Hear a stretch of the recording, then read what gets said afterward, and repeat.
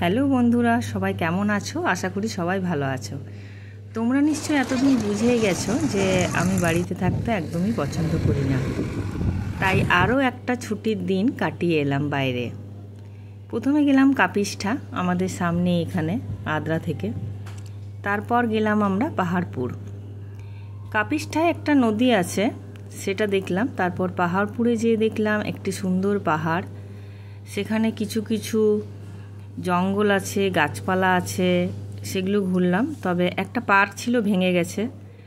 দেখতেই পাচ্ছ, ছবি দিয়েছি, দোলনাটা পুরো ভেঙে গেছে। যত্ন সেরকম কিছুই নেই, তবে যেরকম দেখেছিলাম ছবিতে, যেটা দেখে গিয়েছিলাম সেটা কিন্তু পেলাম না, তাই একটু মন খারাপ করে এসেছি। তবে প্রাকৃতিক সৌন্দর্য একটু উপভোগ করতে পেরেছি, এটাই যা। যেদিন আমরা বেরিয়েছিলাম সেদিনটা ছিল একটু মেঘলা মেঘলা, তাই ভালো লেগেছিল। রোদও ছিল, বৃষ্টি একদমই হয়নি, যা হওয়ার তা সকাল থেকে হয়ে গিয়েছিল। আমরা 9টা নাগাদ বেরিয়েছিলাম। তারপর ঘরে ফিরেছি, একবেলা ওখানে কাটিয়েছি। খাওয়া দাওয়া করেই বেরিয়েছিলাম মেয়েকে নিয়ে, আমার হাজব্যান্ডের সাথে। এই দেখো, এখানে এগুলো বাঁধগুলোকে কেটে কেটে বানিয়েছে। তারপর বাড়ি ফিরলাম। বাড়ি ফিরে হাতে বানানো দই বড়া খেলাম।